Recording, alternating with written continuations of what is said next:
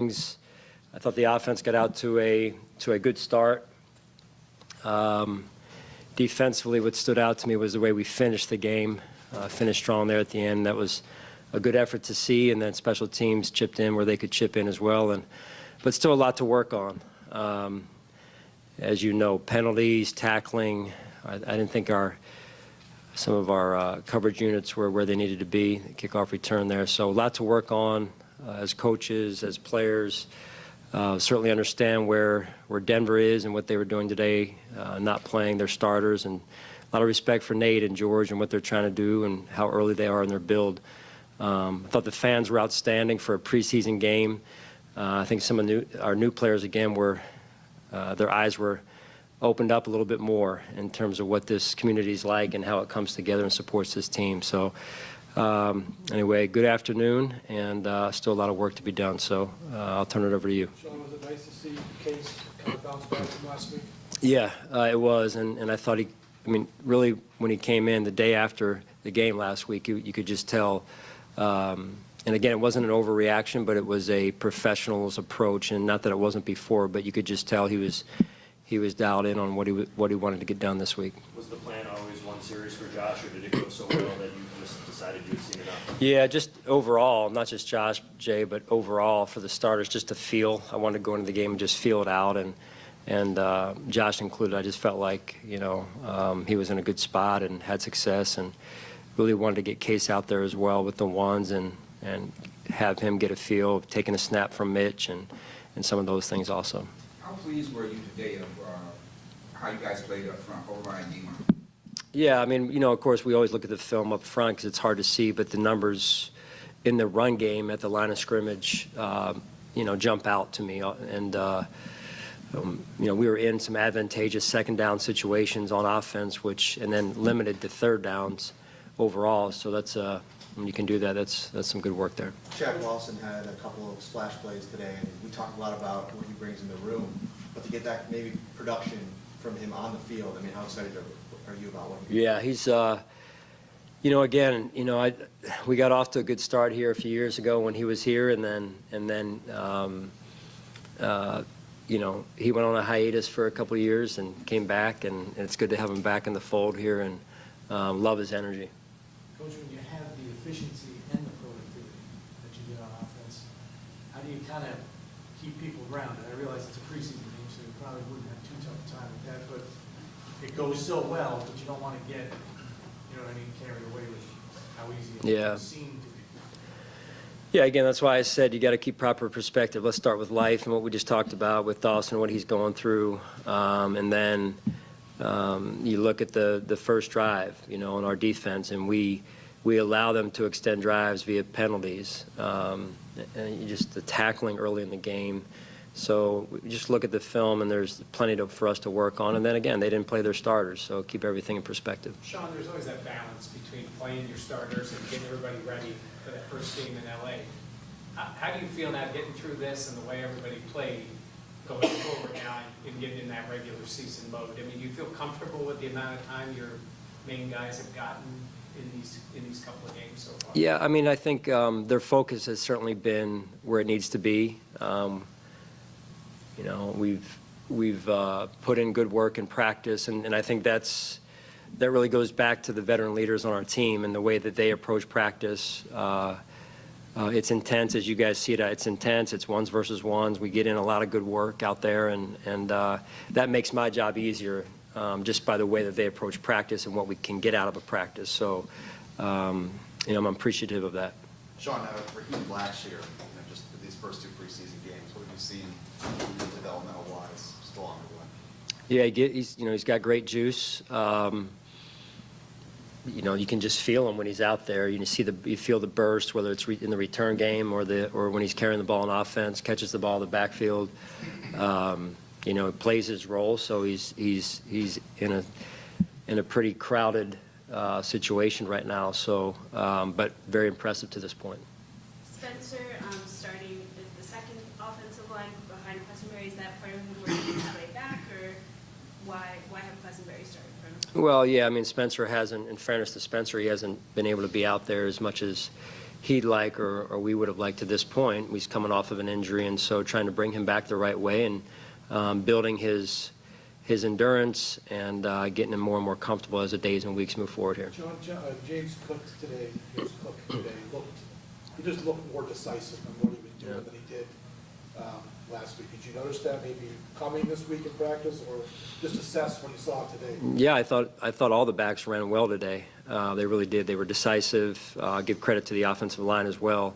That's where it starts up front when you're moving that line of scrimmage, and it just, you know, the continuity, if you will, of what the line was doing and where the running backs were hitting it.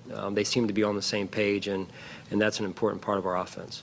You mentioned the running backs there. When you draft a guy like Cook as high as you did, naturally it leads to some questions about maybe some of the guys you have on the roster. Zach Moss has seemed to respond really positively in both preseason games and including today. How have you seen him respond to maybe that challenge, for lack of a better word? Well, separate of, I think really it's, for Zach, it's separate of us bringing in another player. There is competition there, and I think it's good for all of us. But Zach, we saw a refocused player this offseason. Again, he was healthy going into this offseason, which was important, and I give him a lot of credit. He's worked his tail off to get himself where he is, and I think he's had probably one of the more consistent training camps to this point. Sean, how has Cody Ford's summer been? His summer? You mean his training camp or? Mini camp, training camp, preseason? Yeah, I think he's done a really good job. He really has. You saw him finishing off blocks in a physical manner today. That stood out to me, and I think he's had a phenomenal training camp to this point. Is there a difference at all with Aaron Kromer as the coach versus Bobby, with maybe just picking up different thoughts or whatever it be for Cody and his development? No, I mean, I think they're both really good offensive line coaches, and speaking on Kromer, I think he's been around, and he's a veteran offensive line coach, and you guys know him. He's been here before, and I have a lot of trust in Aaron and what he does for our front, and I think he's building a good dynamic with our offensive staff. Coach, how much is the point of emphasis inside the red zone about being more efficient and physical at the same time? Well, on offense or defense or both? Yeah, I mean, it's really emphasized on both sides, offensively and defensively. You've got to be strong in the red zone. Good offenses are going to get down there. So defensively, we have to hold them, and then, obviously on the other side of the ball, we need 7 when we get down there, and that's what we had today. You had the point of emphasis apparently this year with the officials is the illegal contact on the DBs. And you had Bedford had one, Jackson I think had a PI. Just are you prepared for the point of emphasis and how it's going to be so closely called? You've got some young guys back there. Yeah. Well, we have to continue to adjust, Sal, and that's an area of where we need work, quite honestly. And I mentioned it coming in here, the penalties. You can't give offenses extra chances to extend drives and so on and so forth. So we have plenty to clean up.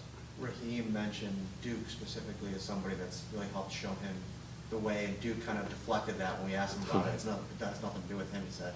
What have you seen from Duke adding in that running room? Yeah, Duke's, he's done a great job, in his own way with the carries he's gotten, with the returns he's gotten. He's really controlled those situations and those opportunities and done a phenomenal job. And then what he's done intangibly on our team and how he's helped young players.